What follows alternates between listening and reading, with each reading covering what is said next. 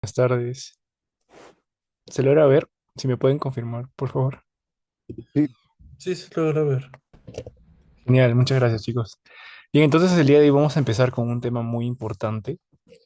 Eh, bien, ahora sí, ya. Entonces, este tema va a ser clave para que puedan entender otros como el estado ácido base, las mismas patologías del aparato respiratorio y todo lo que es situaciones de cuidados intensivos. Bien, entonces, vamos a hablar de lo que es insuficiencia respiratoria. Cuando ustedes escuchan la palabra insuficiencia, tienen que pensar en que hay algo que está afectando el aparato, en este caso los pulmones, que está impidiendo que cumplan su función, ¿no? ¿Cuál es la función de los pulmones? Tienen varias, pero la más importante siempre va a ser el intercambio de gases, ¿no? Es decir, la hematosis. A ver, ya. Entonces, sí se logró avanzar, ¿verdad? ¿Se ve el temario? Sí. Ok, genial. Entonces vamos a ver primero un caso clínico, lo vamos a resolver al final con ya los conocimientos integrados. Vamos a definir insuficiencia respiratoria, los mecanismos de hipoxemia, hipercapnia. Vamos a ver que hay tipos de insuficiencia respiratoria según su nivel de afectación, cómo se va a manifestar clínicamente y al último vamos a resolver el caso. ¿Ok? ¿Alguien me quiere ayudar leyendo este enunciado?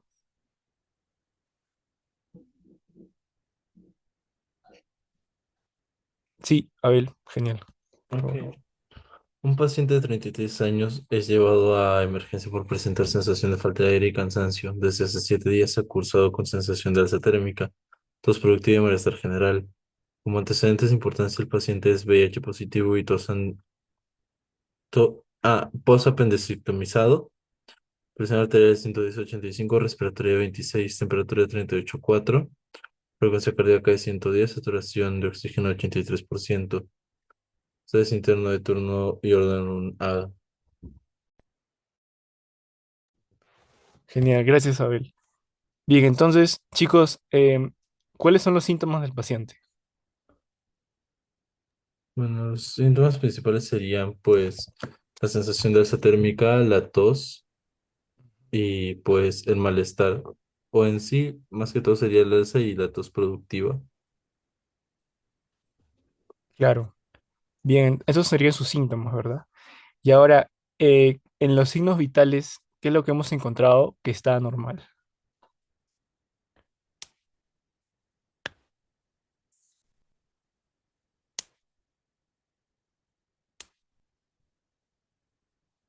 Doctor, ¿podría repetir la pregunta, por favor? Sí, entonces, en los signos vitales, es decir, presión arterial, frecuencia respiratoria, temperatura, frecuencia cardíaca, saturación, ¿ustedes ven algo que esté anormal? Ah, la temperatura. Una temperatura de 38,4 indicando que es fiebre. Muy bien, claro. ¿Qué más? A ver, chicos, ¿qué más participen? También la frecuencia respiratoria de 36 nos indica pues que está en taquipnea. ¿Mm? Claro, Y acá la como dice Daniela saturación también. que también está desaturando el paciente. Claro, entonces tenemos un paciente que tiene fiebre, ¿verdad? Comprobada con la temperatura. Y la fiebre podría indicar sobre todo infección, ¿no? Pero también puede indicar, perdón, alguna enfermedad inflamatoria o incluso puede indicar neoplasia. Pero lo principal obviamente va a ser la infección y después inflamación. Entonces, el paciente también, si es que tuviera una infección, ¿de dónde creen que, o sea, dónde creen que estaría sentada la infección? Es una infección a nivel pulmonar, ¿no? O Claro, es lo que creería yo. claro, a nivel pulmonar. Y esto está siendo traducido en que tiene taquimia, ¿no? Taquipnia. Y también ah, la saturación de oxígeno está baja, ¿no? ¿Alguien sabe cuál es como lo normal de la saturación de oxígeno? 95. 95, sí. Claro, entonces lo ideal es que siempre esté entre el 97 a 100, ¿no? Podría bajar un poquito, quizás hasta 95, pero si es que está, por ejemplo, en mucho menos, ¿no? Eso también podría podría indicar que hay algo malo ocurriendo, ¿verdad? Y recuerden que hay factores que también que alteran la saturación de oxígeno. Si es que recuerdan la curva de disociación de la hemoglobina, ¿no? La temperatura puede afectar la saturación de oxígeno. Am, la, La propia taquipnea también, por lo mismo que se está respirando, la frecuencia respiratoria está aumentando, también la captación de oxígeno es menor. claro, entonces, en este caso, la taquipnia se debe precisamente a que no hay oxígeno, a que el oxígeno está disminuyendo. Entonces, un paciente que tenga saturación baja, como de repente han visto un familiar con COVID, ¿no? Esto se va a traducir en que el paciente va a tratar de respirar mucho más, o sea, más rápido, para que pueda inspirar mucho más oxígeno, ¿ok?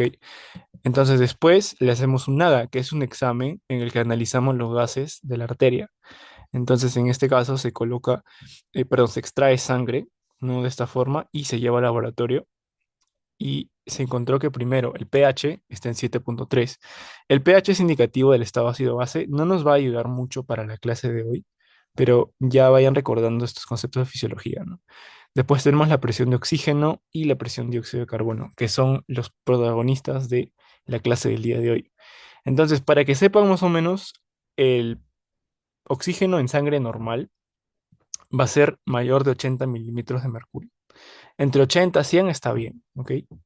Y hay una correspondencia, ¿no? Que es la curva de disociación de la hemoglobina entre la saturación de oxígeno y la presión arterial de oxígeno, ¿ok? Entonces, mientras más baja la saturación, más baja va a estar la presión arterial de oxígeno. Y otro es la presión de dióxido de carbono. Entonces, recuerden que nosotros en nuestra fisiología, al momento de inspirar, vamos a permitir, ¿no? Al nivel del alveolo, que unas células, que son los eritrocitos, como saben ustedes, carguen, ¿no? El oxígeno, como también expulsen el dióxido de carbono, ¿no? Hacia afuera.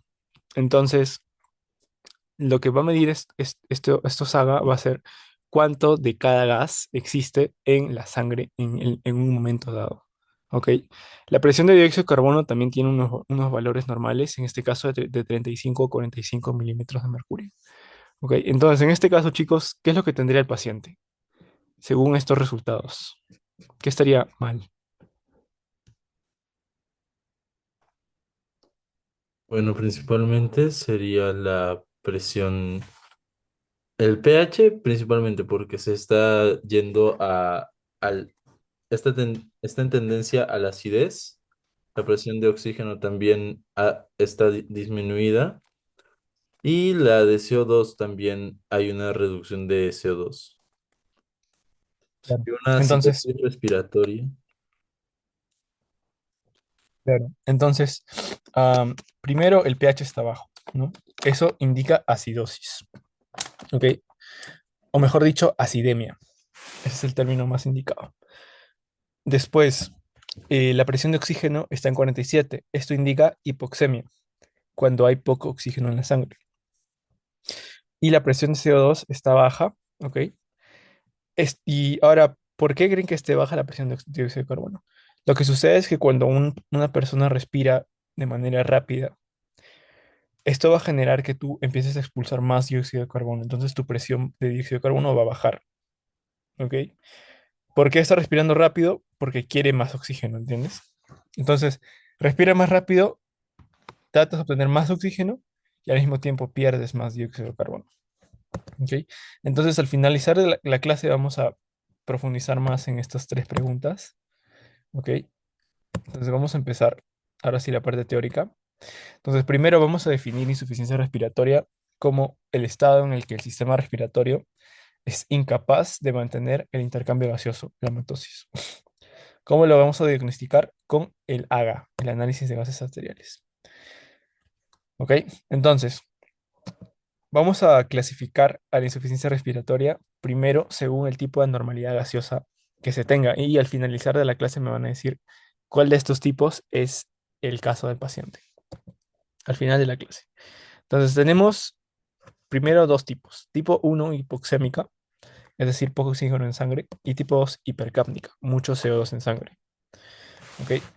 Entonces, ¿cuándo vamos a decir que estamos en falla respiratoria tipo uno? Cuando la presión de oxígeno esté por debajo de 60, ¿ok?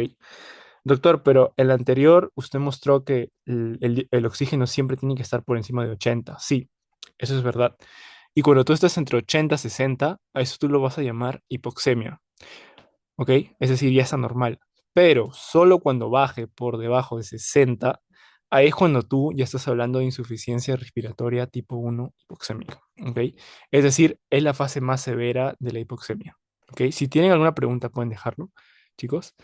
Entonces, es importante ver el valor de la presión de oxígeno, perdón, para poder saber de qué estamos hablando, qué tan grave está el paciente.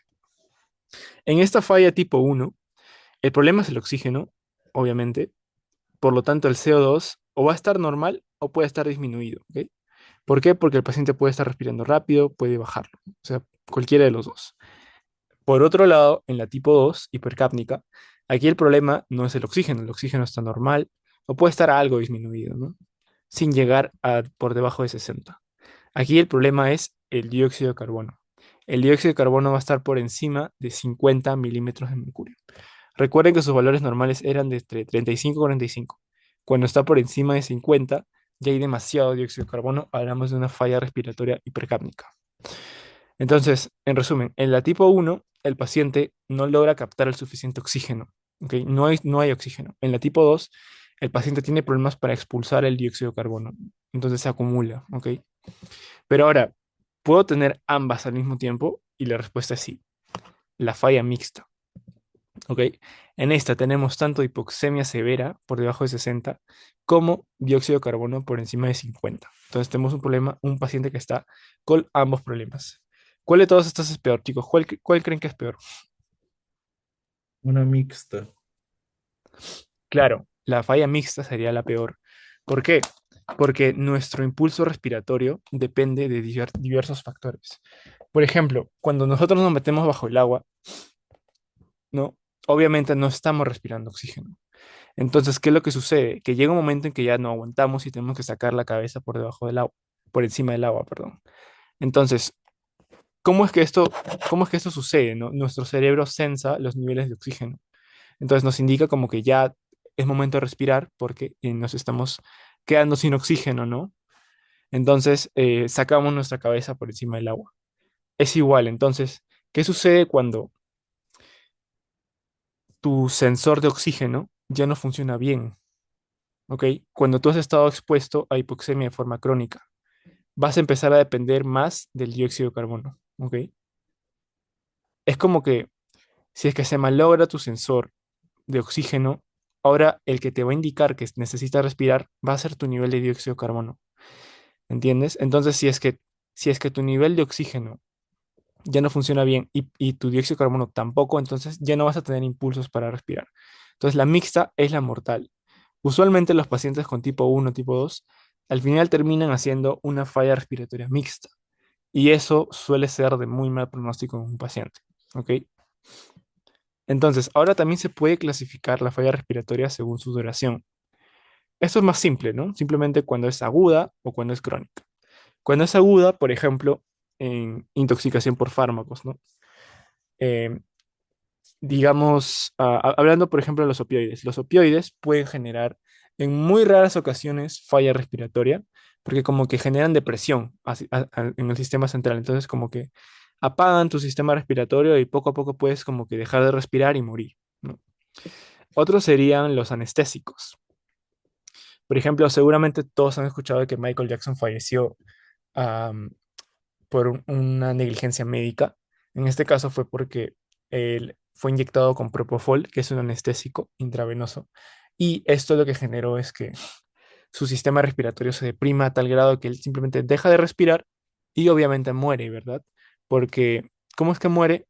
Porque el oxígeno es importante para los músculos y todo eso.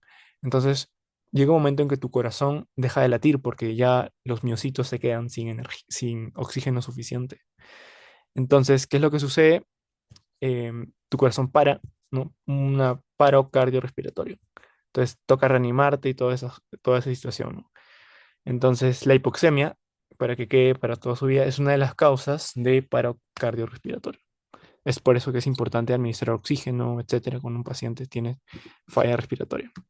Y la crónica es causada por una patología de meses, de años, ¿no? Una patología crónica. Por ejemplo, en el caso de las hipoxémicas tenemos la EPIT, si han escuchado de la fibrosis pulmonar. Y en la hipercápnica tenemos predominantemente al EPOC, enfermedad pulmonar obstructiva crónica, dentro de la cual hay dos variantes. Seguramente las van a tratar en otra clase del curso. Estas son el asma y la bronquitis crónica, ¿no? Ambas, ambas enfermedades van a generar obstrucción y por lo tanto retención de dióxido de carbono. ¿Ok? ¿Alguna pregunta hasta aquí, chicos, de todo esto? Es como un esquema general con algunos conceptos básicos que también he tratado de brindarles. Si tienen preguntas, los invito a usar el chat o a levantar la mano o usar el micrófono si es que se les resulta más cómodo. Bien, entonces vamos a avanzar. Doctor, tengo una Sí, duda con respecto a el AGA. O sea, si en todos los pacientes se debe usar AGA, o también puedo usar análisis de gases venosos para poder ver la oxigenación del paciente y si es que también, también se puede evaluar si está en hipercapnia, si está en hipoxemia. claro. Lo que sucede es que lo que se va a utilizar predominantemente va a ser la sangre arterial. ¿Por qué? Porque la sangre venosa va a ser afectada por cuánto oxígeno capte tus tejidos. ¿Ok? Entonces tú sabes que las arterias llevan sangre a los tejidos para llevarles el oxígeno, ¿verdad? Y para recoger el dióxido de carbono.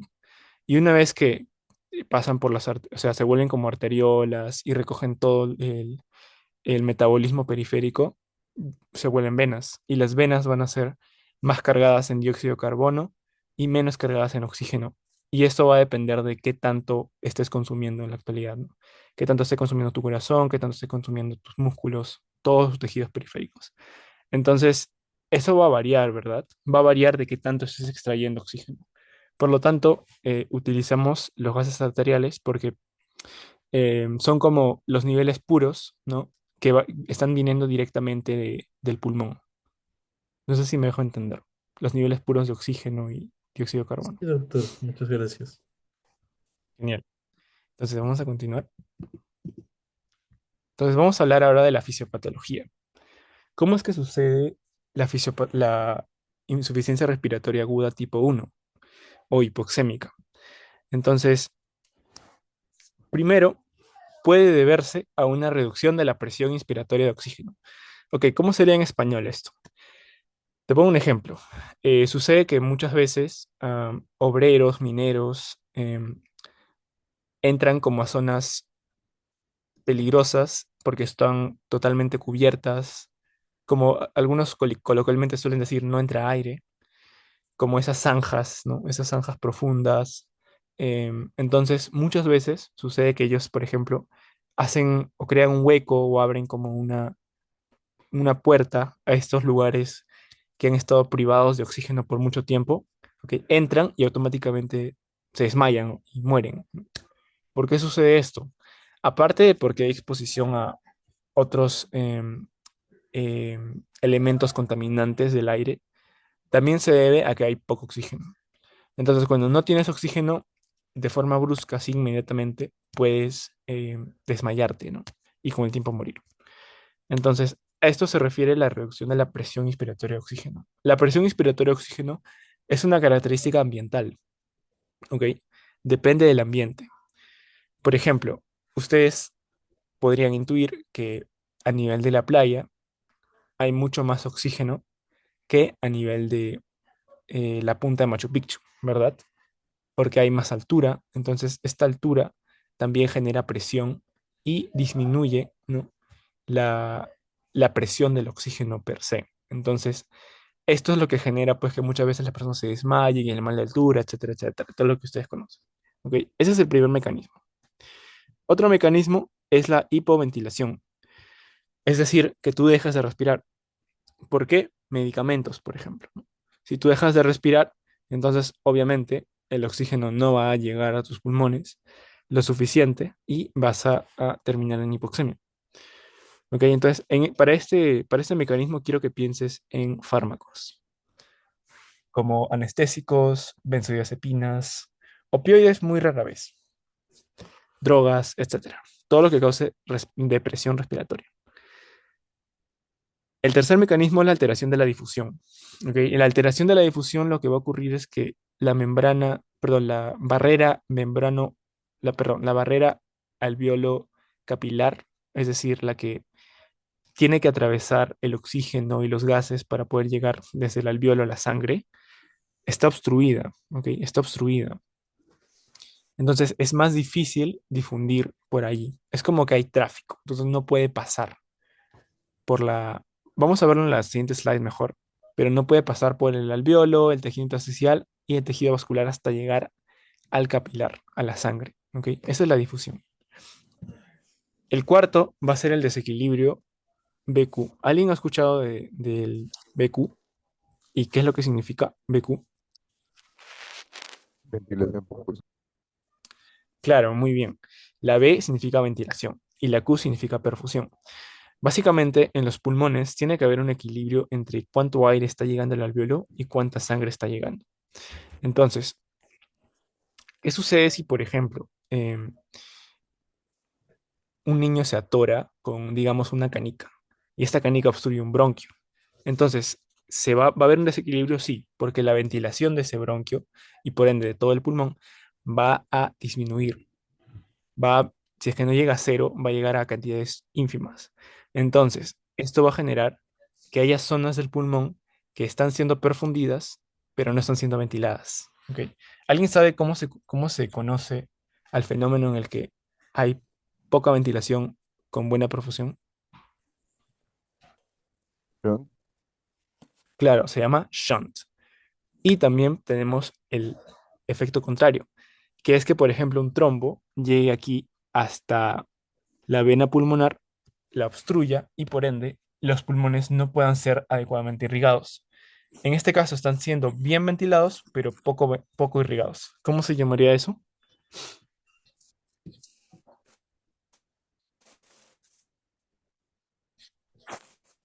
Se llama espacio muerto. Espacio muerto porque está llegando la sangre, ¿ok? Perdón, porque está llegando el aire, pero no está llegando la sangre, ¿ok? Entonces, por las puras, el oxígeno está llegando hasta el alveolo. Y por último, vamos a tener el shunt de derecha a izquierda. Para este quiero que pienses en patologías del corazón, patologías en las que la sangre se está mezclando. Mira, ven por aquí que hay una apertura en el septo interventricular de la cámara derecha con la cámara izquierda, ¿verdad? Entonces, aquí llega la sangre venosa, ¿verdad?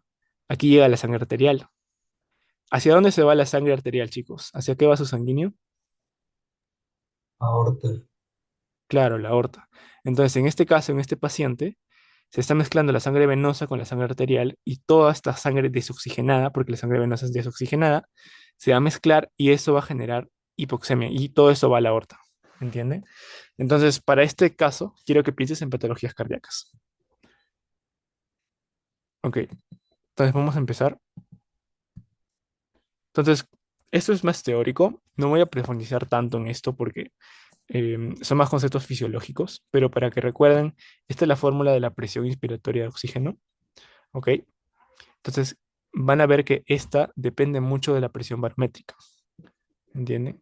Y la presión barométrica se relaciona mucho con la altura. ¿Ok? Mientras más altura haya, la presión inspiratoria de oxígeno va a verse afectada, va a disminuir. ¿Ok? La presión barométrica es menor. Entonces, esto explica el mal de altura agudo, que es cuando subes a una altura importante y sientes que te falta el oxígeno, te desmayas, etc. Otro puede ser el caso de los incendios. En los incendios, obviamente hay fuego. ¿Y qué es el fuego? El fuego es oxígeno que está en combustión. Es decir, hay tanta energía que las partículas de oxígeno se juntan con las partículas de dióxido de carbono o mejor dicho, con el carbono de la madera, el carbono de cualquier material inflamable, combustible, y automáticamente forman dióxido de carbono. Bla, bla, bla. El oxígeno se junta con el carbono. Entonces, eso genera un aumento de dióxido de carbono, un aumento de monóxido de carbono. Y por lo tanto, si es que en una habitación tú tenías 20 oxígenos y 3 dióxido de carbonos, ahora en el incendio tú vas a tener, al contrario, ¿no? 18 dióxido de carbonos y 2 oxígenos. Entonces, le quita espacio al oxígeno, por lo tanto hay menos presión inspiratoria. Ok, después tenemos al mecanismo de hipoventilación. Aquí, como te había hablado, tenías drogas, ¿no? Pero también, por ejemplo, puedes tener el caso de los infartos cerebrales, ¿no? O strokes, o los traumas craneoencefálicos. ¿Por qué? Porque muchas veces estos pueden dañar las zonas del cerebro que nos inducen a respirar. Entonces, eso va a generar hipoxemia a la larga. Igualmente la obstrucción de vía aérea, ¿no? Si de repente un objeto extraño llega hacia, o sea, como que te atoras, ¿no? Entonces, eso también puede generar este tipo de mecanismo de hipoxemia. Ahora, ustedes dirán, pero también el BQ se afecta, ¿no? Sí, porque pueden haber varios mecanismos funcionando en un mismo caso, en un mismo paciente. ¿Entienden? Ahora, ¿por qué esto sucede? Porque la presión arterial de oxígeno depende mucho, perdón, esta es la A mayúscula, indica alveolo. Entonces, la presión alveolar de oxígeno depende mucho de la presión arterial de CO2. ¿Ok? Mientras mayor presión arterial de CO2 haya, tu oxígeno alveolar va a disminuir. ¿Ok? Entonces, este es tu alveolo y aquí está la sangre llegando. ¿Ok? Desde las venas. Bueno, en este caso la arteria pulmonar, ¿verdad? Porque la arteria pulmonar es la que lleva la sangre desoxigenada. Entonces, cuando llega el alveolo, lo que va a ocurrir es que hay tanto CO2, ¿ok? Porque como estás hipoventilando, no estás expulsándolo. Entonces, hay tanto CO2 que lo que va a generar es que salga el alveolo y ese le va a quitar el espacio del oxígeno. Entonces, tú ya no vas a poder tener oxígeno, ¿ok? Entonces, en la hipoventilación, lo primero que va a haber es que va a haber un aumento del CO2, ¿ok? Un aumento del CO2 en sangre. Y eso le va a quitar espacio al oxígeno en el alveolo y por ende vas a terminar en hipoxemia también, ¿ok? Si tienen preguntas, pueden hacerlas. Encantado de responder. Ahora, el tercer mecanismo, chicos, va a ser el de alteración en la difusión. Estos a los que me refería en el anterior diapo. Esta es la membrana alveolo capilar. Aquí tienes a tus células. ¿Cómo se conocen estas células, chicos? Que están aquí. Estoy apuntando. No sé si se ve el punto. Neumocito, Claro, Neumocitos. neumocitos. neumocitos. Claro, los neumocitos. Entonces hay tipo uno que son los que forman la membrana alveolo capilar, y que son células planas. Y hay los neumocitos tipo 2 que son células más robustas, ¿no? Y que su función más preguntada en exámenes es que fabrican el surfactante alveolar, que evita el colapso alveolar, básicamente. Aquí tenemos en celeste esto que representa el tejido intersticial. Y después tenemos el capilar sanguíneo, el capilar alveolar. Y este obviamente tiene una pared muy delgada, ¿no? Un endotelio muy delgado. Pero todo eso es lo que tiene que atravesar el oxígeno para poder ingresar a la sangre. Entonces, hay patologías, como por ejemplo el edema pulmonar, en el que se va a formar una capa de agua acá afuera, dentro del alveolo, ¿no? Entonces, esa agua, ¿no? Entre agua y sangre, etcétera, es como un extrasudado. Eso obviamente impide que el oxígeno se difunda bien. Entonces, también causa hipoxemia. La neumonía igual, ¿no? La neumonía, existe un exudado aquí afuera, ¿no? Un exudado que también va a impedir la difusión de los gases a través de la membrana. Chicos, ¿cuál es la diferencia entre exudado y trasudado? Exudado es sin proteínas y trasudado es con proteínas. Am, Exudado es rico en proteínas y trasudado no. Sí, eso, claro, eso, eso. Era correcto, sí. al revés. Sí, no te preocupes. Lo ideal es que ahorita se pueden equivocar, la cosa es que en el examen ya puedan responder bien, ¿no? Entonces, sí, evidentemente, trasudado de poca proteínas, ¿no? Por ejemplo, en el edema pulmonar, piensa en falla cardíaca. Cuando el corazón no funciona bien, toda la sangre se acumula en el pulmón. toda la sangre se acumula en el pulmón y eso genera que aumente la presión hidrostática en los capilares y eso que se difunda el agua hacia el alvéolo y eso genera edema pulmonar. Otro es la neumonía, pero la neumonía es un exudado, porque todo se debe a que aumenta la permeabilidad capilar y por ende todo se difunde hacia el alvéolo junto con pus, ¿no? Básicamente neutrófilos y restos bacterianos. También tenemos la hemorragia en otros casos y la fibrosis. La fibrosis es una enfermedad en la que se va a acumular el colágeno intersticial. Entonces en la zona celeste se va a volver gruesa, ¿ok? Se va a volver gruesa y eso se puede evidenciar en la radiografía. Tú ves la radiografía con las bases sucias. Y así es como puedes ver si es que el paciente tiene fibrosis. Ahora, un concepto importante que algunos recordarán de fisiología es la gradiente alveolo arterial. La gradiente alveolo arterial te permite ver si es que el problema está en el pulmón o está fuera del pulmón. Entonces, la gradiente alveolo arterial básicamente es la diferencia entre la presión alveolar de oxígeno menos la presión arterial de oxígeno. ¿Ok? Entonces, en estos pacientes que tienen como que bastante dificultad para que los gases pasen toda la membrana, la gradiente va a elevarse, ¿ok? Va a elevarse porque evidentemente va a haber más oxígeno en el alveolo que en la arteria, porque está bien difícil que el oxígeno pase del alveolo a la arteria, ¿ok? ¿Se entiende? Está bien difícil, entonces por ende aumenta, ¿ok? Ya. Si tienen preguntas, chicos, de nuevo pueden hacerlas. Vamos a ir de todas formas recordando algunos conceptos conforme avanzamos. Ahora vamos a ver los últimos dos mecanismos. Primero, el desequilibrio BQ, que como dijimos, BQ era ventilación sobre perfusión. Entonces, primero teníamos el caso de la embolia, ¿no? En la embolia había un coágulo que obstruía el ingreso de la sangre desoxigenada y no se podía recoger los gases del alvéolo. Entonces hay menos perfusión. Eso se conoce como espacio muerto, ¿ok? Espacio muerto.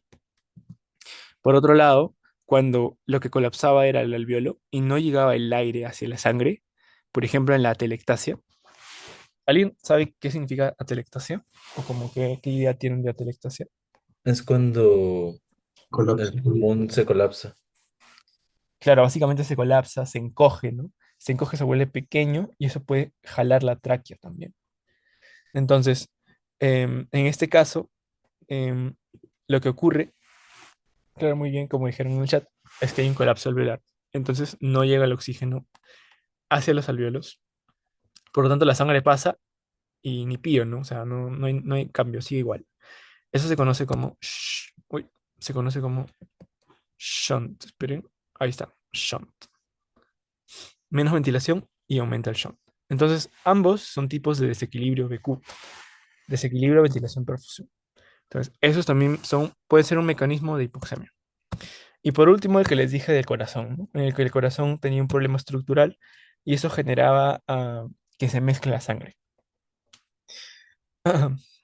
Hay un factor que es la hipertensión pulmonar que puede empeorar este shunt. Por ejemplo, ¿a qué me refiero con hipertensión pulmonar?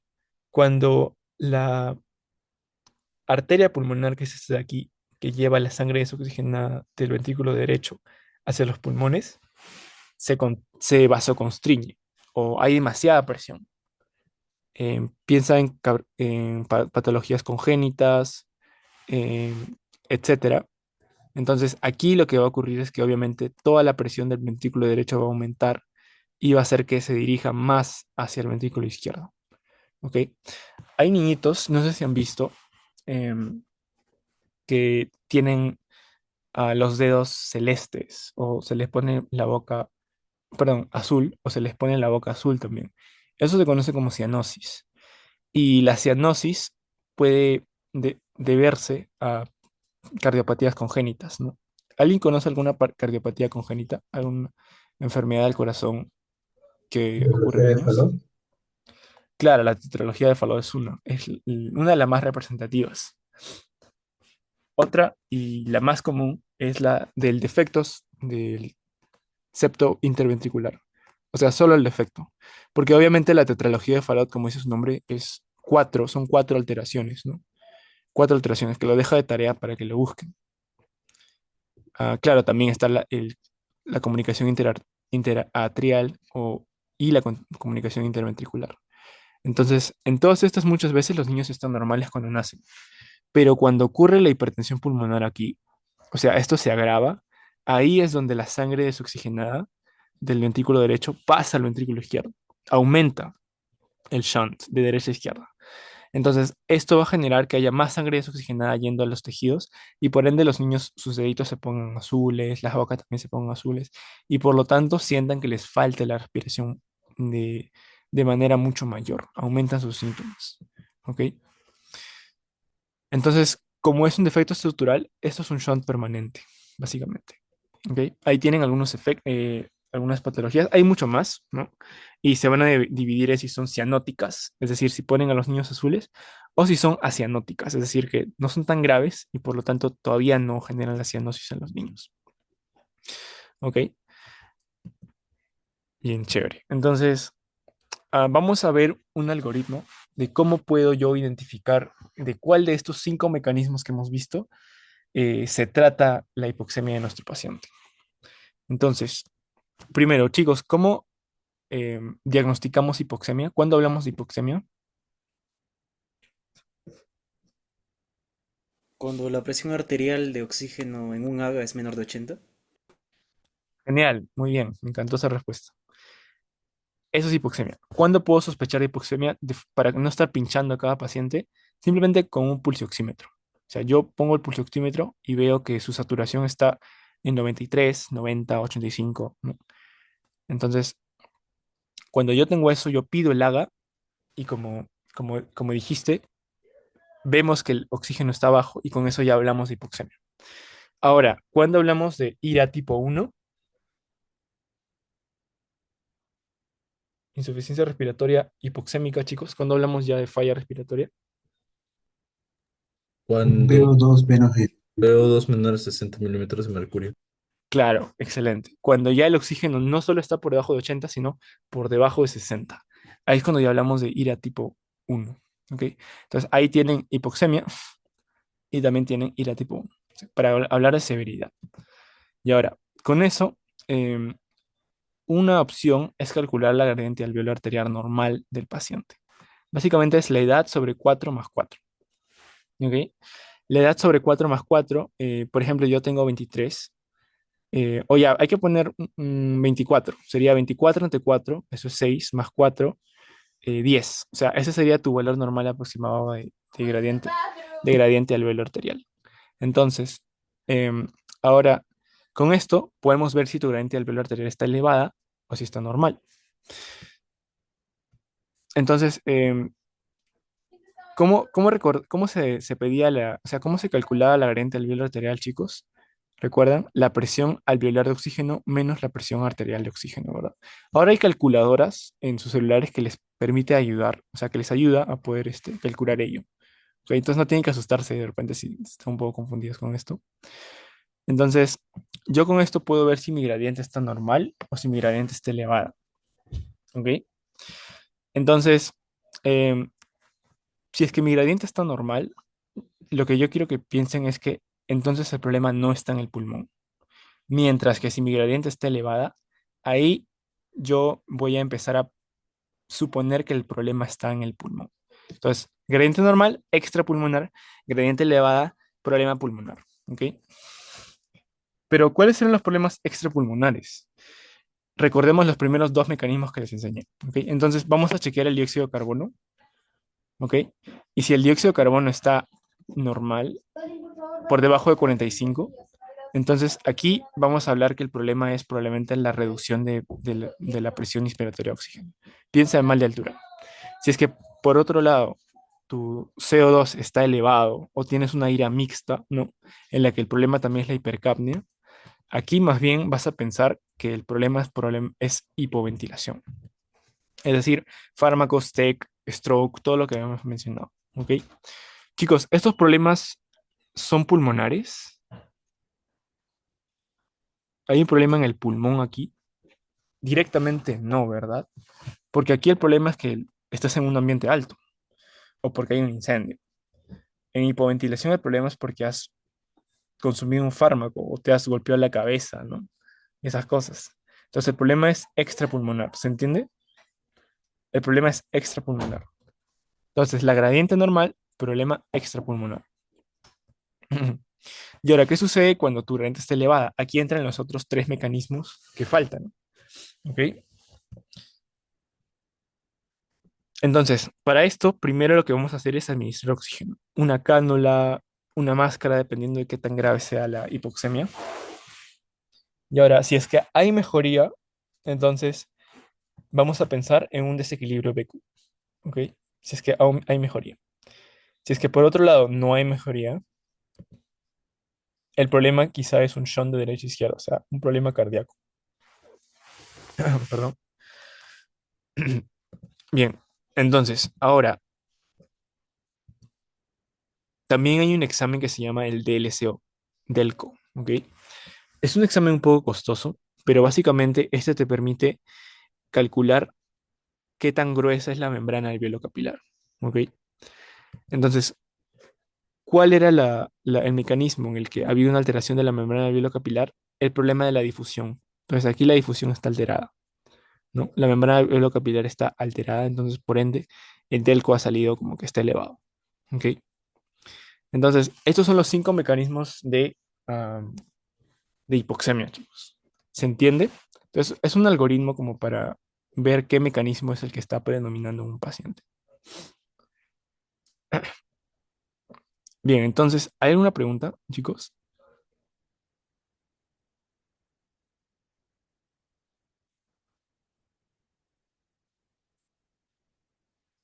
Esto lo pongo más como para que tengan una idea de cómo manejarlo clínicamente, porque aquí estamos para aprender la fisiopatología más que otra cosa.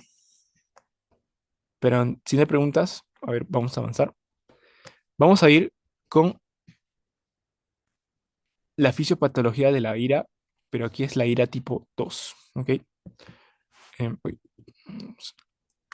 ¿ok? Pero antes, aquí les tengo una mnemotecnia, chicos, para que no se olviden los cinco mecanismos de la hipoxemia. Entonces, para esto, quiero que recuerden esta mnemotecnia, las hadas desoxigenadas, ¿ok? Y hadas va a ser un acrónimo que nos va a permitir recordar los cinco tipos de hipoxemia, o cinco mecanismos. Hipoventilación, recuerden, cuando, por ejemplo, había incendios, ¿no? Estabas a una altura, a mucha altura. Perdón, hipoventilación es cuando hablas de fármacos, stroke, TEC, etcétera. A de altura, ¿no? Cuando la presión inspiratoria de oxígeno es la que está baja. La D de difusión, ¿no? Cuando, por ejemplo, hablas de edema, neumonía, hemorragia. La A de alteración BQ, ¿no? Y la S de shunt de derecha a izquierda, ¿ok?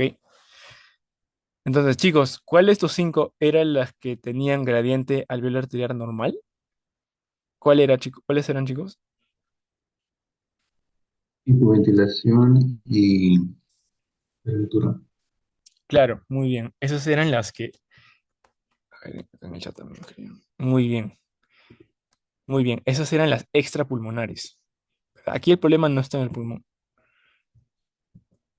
Aquí la gradiente alveolar arterial está normal. Mientras que en las otras tres, aquí la gradiente alveolar arterial está elevada. Entonces, ¿para qué nos sirve esta gradiente alveolar arterial? Para ver si el problema está en el pulmón o fuera del pulmón. ¿Ok? Entonces, em, con esta mnemotecnia espero que recuerdes los cinco mecanismos de hipoxemia porque suelen ser bastante preguntados en examen, en MIR, los STEPS, ¿no? Ok, entonces vamos a continuar así con los mecanismos de la ira tipo 2, hipercapnia. Ok, entonces la ira tipo 2 lo que predominaba era que el dióxido de carbono estaba elevado. ¿Cuánto eran los valores normales de dióxido de carbono, chicos? 35, ¿Cómo? No escuché bien. ¿De Hola. 35 creo a 45? 35, 45. Claro, muy bien, excelente. 35-45. Y para hablar de ira tipo 2, ahí es cuando el dióxido de carbono está por encima de 50. ¿Ok? Por encima de 50. A ver, un momento, chicos, por favor, un momento.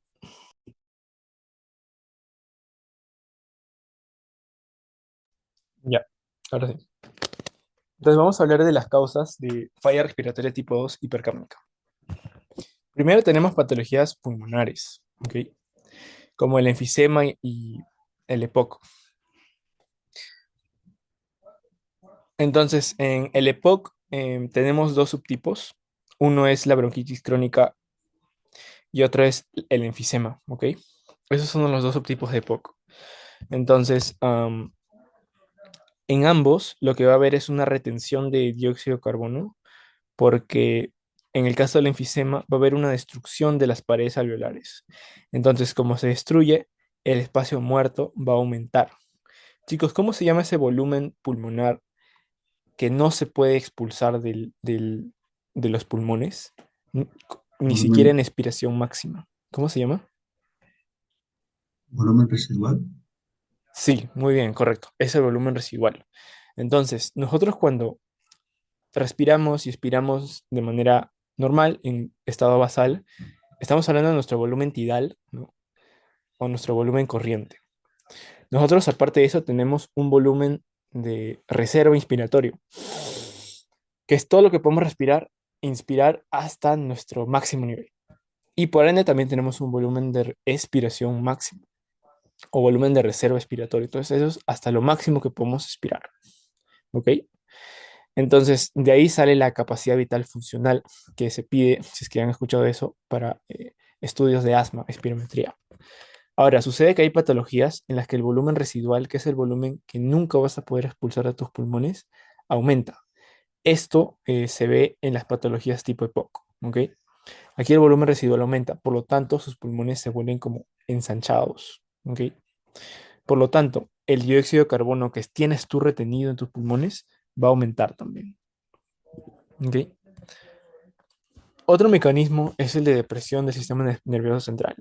Intoxicaciones, TEC, etcétera, igual que hipoventilación, de la misma forma. Acuérdate que en hipoventilación el mecanismo para que el oxígeno disminuya era que tu dióxido de carbono en sangre aumentaba mucho, ¿ok? Aumentaba mucho y le quitaba espacio al oxígeno.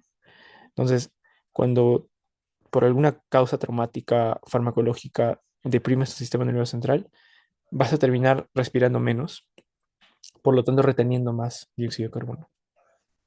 Otro es la obstrucción de la vía aérea, ¿no? Evidentemente, si es que, por ejemplo, tienes bueno, un laringoespasmo básicamente se refiere a que la zona de tu laringe se va a contraer y la anafilaxia se refiere a un estado de un exceso de respuesta inmunológica que puede generar edema en la parte de la vía aérea y puede impedir que respires. Entonces, todo esto también va a generar hipercapnia. La debilidad muscular es otra causa, ¿no? Entonces aquí tenemos tres ejemplos, ¿no? Uno es el Guillain-Barré, otro es la miastenia gravis y otra es la lesión de la médula espinal. Entonces en ambas hay una afectación a nivel de la placa motoneurona en distintos niveles que va a generar la afectación, ¿no? Al fin y al cabo, chicos, para respirar nosotros necesitamos algunos músculos, ¿verdad? Chicos, ¿cuáles son los músculos que necesitamos para respirar? Diafragma. Claro, el más importante sería el diafragma. Aparte del diafragma, Los de la también, respiración forzada. claro, ujú, ¿cuáles Pueden ser serían? los intercostales. Claro, los intercostales, internos, externos, los mismos, los mismos esternocleidomastoideo, los mismos abdominales, pectoral mayor, pectoral menor. Entonces, de alguna forma también contribuyen, ¿no? Y obviamente el protagonista es el diafragma. Entonces, ¿qué sucede cuando los músculos no pueden funcionar correctamente? Entonces, evidentemente, no vamos a poder, perdón, respirar, sobre todo en la parte de inspiración, ¿ok? La inspiración es la que depende más que todo de los músculos, porque la expiración se debe más que todo a la propiedad de elasticidad del pulmón, ¿no? Es como que am, como una plastilina, no, una plastilina no, sería como una banda elástica que puedes estirar lo máximo posible con fuerza, pero ya para la retracción solita regresa a su estado basal, ¿verdad? Así es el pulmón, así funciona. Entonces, para la inspiración es donde necesitamos a los músculos. Y ahora, ¿qué sucede en estas patologías musculares? evidentemente no van a poder cumplir esta función. Chicos, ¿alguien sabe qué es el Guillain-Barré?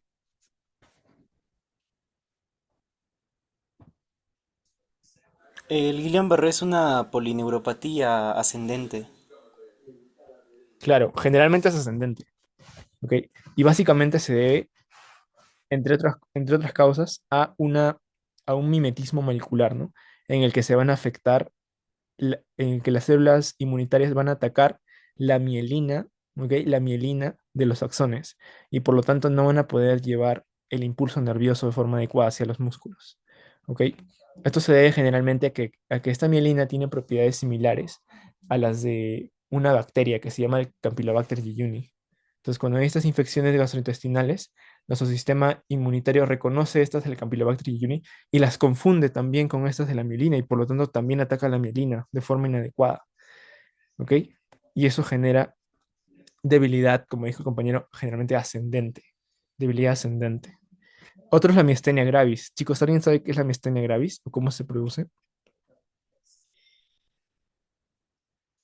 Es una enfermedad de la unión neuromuscular. Claro, es de la unión muscular. Y aquí existen anticuerpos, ¿no? Que van a atacar directamente a los receptores de acetilcolina, ¿verdad? Que son los que reciben la acetilcolina en, en la fibra muscular y que permiten la contracción. Entonces, obviamente, va a haber una disminución de esta excitabilidad de las células musculares y por lo tanto no va a haber contracción muscular, no va a poder utilizarse, ¿no? Y bueno, la lesión de la médula espinal también porque evidentemente estos axones, ¿no? Vienen desde la médula espinal en la raíz anterior, en la raíz ventral, ¿ok? Entonces, todo esto que va a generar disminución de la frecuencia respiratoria, disminución de la capacidad de inspirar de forma amplia, ¿no? El volumen tidal. Todo va a derivarse en hipoventilación, aumento del CO2 en sangre y disminución del oxígeno. O sea, al final, esta va a tirar hacia una falla respiratoria mixta, ¿no? La hipercapnia va a terminar tirando hacia la falla respiratoria mixta. ¿Ok? Ahora, por último, vamos a ver las manifestaciones clínicas. ¿Ok? Entonces, como les estaba hablando al inicio, en un momento, nosotros tenemos sensores. El término correcto sería quimiorreceptores. ¿Ok? Tenemos tanto quimiorreceptores periféricos como centrales. ¿Alguien sabe dónde están los periféricos? ¿En qué zona, chicos? Marco aórtico Ajá, y en la bifurcación de la claro. El seno carotidio, que está en la bifurcación, y el arco aórtico. Genial. Mientras que los centrales se ubican a nivel del piso del cuarto ventrículo. Entonces, los quimiorreceptores periféricos, sobre todo, van a responder a la hipoxemia, cuando el oxígeno está bajo, sobre todo. También responden al CO2, ¿no? Pero, no, entonces se entiende, ¿no? Que evidentemente cuando dejamos de respirar, nuestro oxígeno baja y nuestro CO2 aumenta. Entonces, a ambos estímulos van a responder estos quimiorreceptores y van a llevar por medio del nervio glosofaringeo, del nervio vago, ¿no? La información hasta nuestro tronco, perdón, nuestro am, bulbo raquídeo, ¿no? Y el pons, donde se encuentran los núcleos del centro respiratorio, ¿no? Estoy hablando del tronco encefálico. Entonces, desde allí, ¿no? Estos van a llevar la inervación, ¿no? Hacia el diafragma, hacia los músculos respiratorios para poder permitir la inspiración. Entonces, eso es automático, no se puede controlar. Por eso es que, por más que tú intentes dejar de respirar, en algún momento tu cuerpo va a volver a respirar, ¿no? Va a volver a inspirar. Y por otro lado, tenemos a los quimiorreceptores centrales, pero estos chicos van a responder sobre todo al CO2 elevado. ¿Ok? Ya no tanto al oxígeno, sino al CO2 elevado. A veces eso es pregunta de examen. Entonces, se lleva la información desde ambos quimiorreceptores, se activa el núcleo solitario, que es el tronco encefálico encargado de em, recibir esta información, ¿ok? Y cuando hay una hipoxemia leve, se va a activar el grupo respiratorio dorsal, que está en la médula, o en el bulbo raquídeo también, ¿no? Entonces aquí está el bulbo raquídeo o también llamada médula oblonga, para que no se confundan, no es la médula espinal. Entonces aquí llega la información cuando hay una hipoxemia leve, ¿no? Y esto va a permitir aumentar la frecuencia respiratoria. O sea, este grupo dorsal va a decir, ok, tienes que respirar más rápido, ¿no? Esto también sucede cuando estás haciendo ejercicio, ¿no? Cuando estás corriendo en la, bueno, para no decir corredora, en la treadmill, y de pronto tu cuerpo empieza a sentir que tus músculos y tus células requieren más oxígeno, etcétera. Entonces, por lo tanto, vas a empezar a respirar de forma más rápida, ¿no? Entonces, así es como funciona esto. Por otro lado, la hipoxemia moderada grave, o sea, ya cuando hablamos de pacientes con falla respiratoria y todo, su grupo respiratorio ventral, el que está aquí, son varios núcleos, ¿no? Entonces, todo ese grupo va a activarse. Y aquí es donde ya van a utilizarse no solamente el diafragma, sino todos los músculos que también les hice mencionar, ¿no? Los músculos accesorios de la respiración. Por ejemplo, hablando de la inspiración, tenemos al esternocleidomastoideo, los escalenos, el pectoral mayor, pectoral menor. Hablando de la expiración, tenemos a los abdominales, a los intercostales internos y al dorsal ancho. ¿Ok? Todos esos se activan también, pero cuando hablamos de hipoxemia moderada grave. Entonces, esto nos permite entender por qué es que cuando vemos un paciente con esta hipoxemia, vamos a verlo con una respiración más profunda, más rápida, tratando de captar más oxígeno, ¿verdad? Por otro lado, la hipoxemia, o sea, el oxígeno bajo en sangre, también va a generar un aumento de la hemoglobina desoxigenada. La hemoglobina, como ustedes saben, chicos, tiene la función de carrear o llevar el oxígeno, ¿no? De un lado a otro, transportarlo. Y muchas veces cuando la hemoglobina desoxigenada, es decir, sin oxígeno, está aumentada, porque no hay oxígeno, evidentemente, ahí es donde va a aparecer la cianosis central, era esto de lo que les decía a los niños que tenían los dedos azules. Pero también se puede ver, pues, en pacientes mayores con fibrosis, con falla respiratoria, etcétera. ¿Ok? Bien, chicos, entonces ahora sí vamos a terminar con la resolución del caso clínico porque ya estoy en la hora. Entonces, chicos, ¿qué tipo de falla respiratoria sería la del paciente, según su resultado de AGA? ¿Qué tipo? Una ira tipo uno.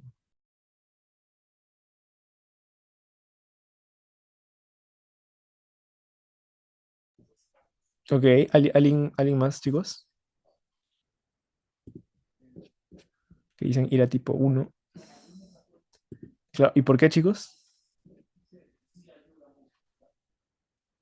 Por hipoxia. Claro, por hipoxemia, ¿verdad? Hipoxemia es el término adecuado. Por hipoxemia, porque el oxígeno está por debajo de 60 milímetros de mercurio en sangre, ¿no? 60 milímetros de mercurio. El CO2 está disminuido por la taquipnia, ¿no? Entonces, esto no indica hipercapnia, no indica falla respiratoria tipo 2 o mixta, ¿no? Ninguna de esas. Ok, entonces ya tenemos el diagnóstico del paciente. ¿Qué otras pruebas pedirían? Chicos, si estábamos hablando de un paciente con una posible infección, ¿qué otras pruebas podríamos Un pedir? hemograma y también una radiografía de tórax. Claro, en el hemograma podríamos ver neutrofilia, podríamos ver si es que tiene alguna otra alteración hematológica. em, en la de radiografía, muy bien, ¿no? También podríamos ver si es que tiene neumonía, vendríamos un patrón alveolar o alguna otra alteración. Mire, por ejemplo, acá le piden una radiografía y evidentemente, ¿no? Comparando ambas, el lado izquierdo se ve mucho más sucio, mucho más radio opaco, ¿verdad? Mientras que este lado se ve más radiolúcido. Pero de todas formas, en ambos observamos un patrón alveolar. ¿Y a qué me refiero con eso? A que ustedes pueden ver que hay zonas, puntos negros, ¿no? Rodeados de zonas blancas. Eso se conoce como patrón alveolar. Los alveolos se pueden distinguir porque el resto del tejido está ocupado. ¿Ocupado por quién? Posiblemente por pus, ¿verdad? Porque es una infección, una neumonía, ¿no? Entonces, este lado evidentemente está mucho más afectado, pero el patrón es prácticamente bilateral, ¿no? Aquí es mucho mayor,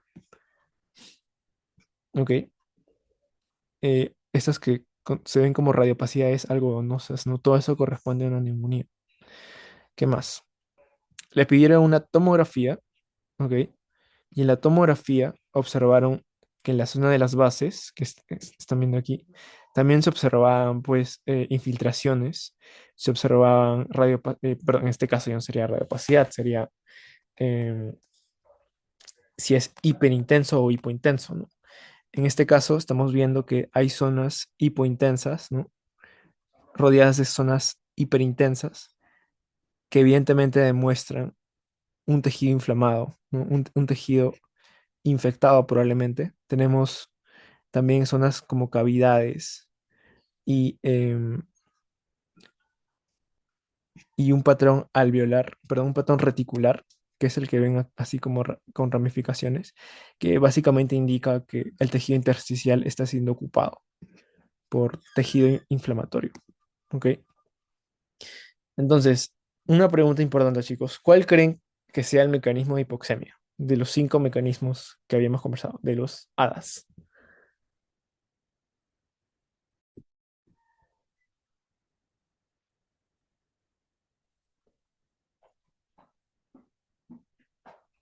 Por deducción nomás.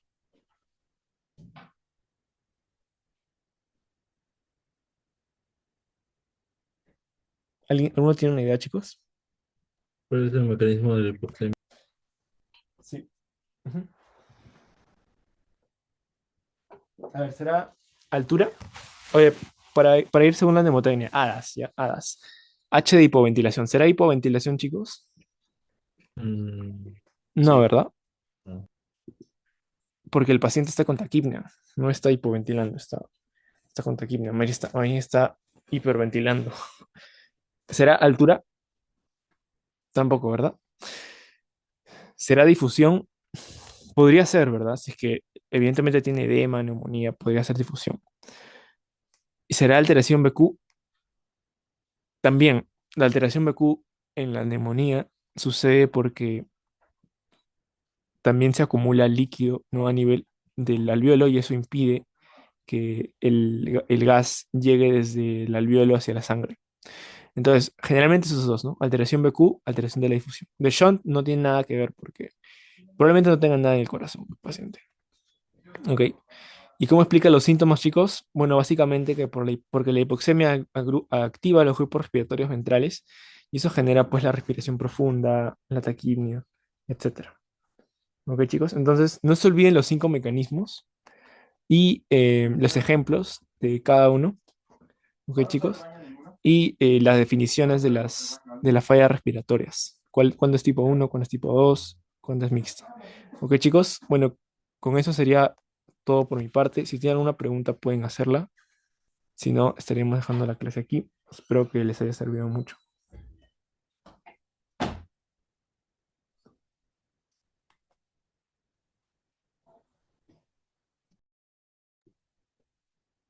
Ok, si no tienen preguntas, entonces lo dejaría aquí.